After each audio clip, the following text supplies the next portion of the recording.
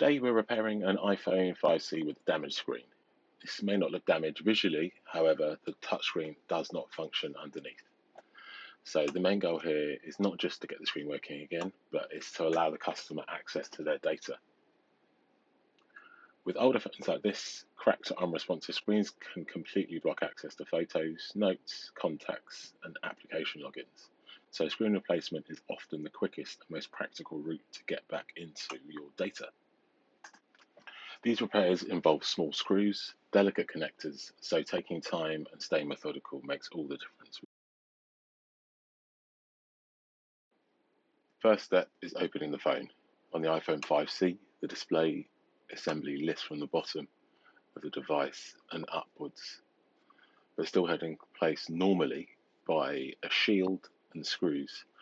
Unfortunately, it looks like this phone has been repaired a number of times in the past, and the previous repairers unfortunately have left the shields and a lot of the screws out.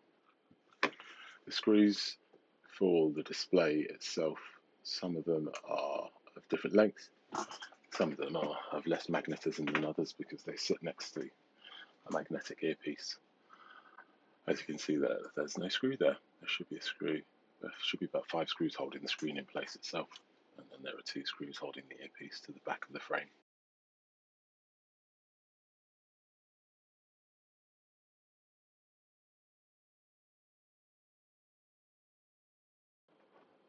After we remove the home button screws, we can pop the home button out.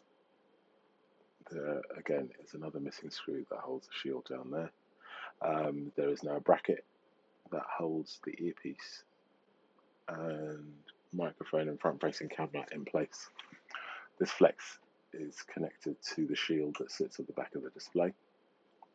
There's a little rubber gasket that gets transferred over. I want to say that that is to hold the ambient light sensor in place, and it has to be blocked out normally, which is why they have like a little rubber seat for it to sit in.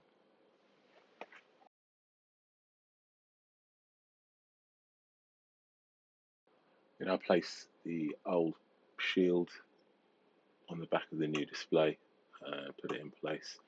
It is sort of a knack to it because they have to sit correctly without pushing at the screen, otherwise it can push the frame away. And we then put, that is a small microphone there that sits in a rubber socket, and then the camera sits in, and then as I mentioned before, the ambient light sensor just sits underneath. The earpiece speaker is then clipped in place and held in to the back of the screen. The screws are then reinstalled where possible and where available. Like I say, unfortunately, depending on the age of the display and the age of the phone, certain parts of it can fail, certain parts of it cannot. So we try our best to make sure that the screen will be sturdy once we're installed.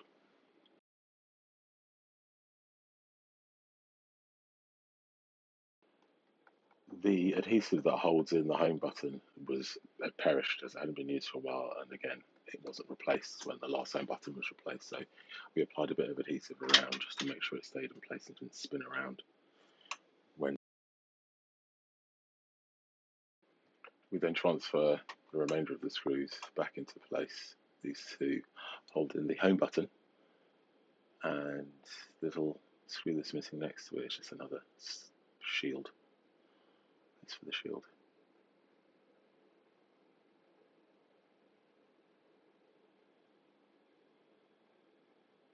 We then reinstall the connectors for the display.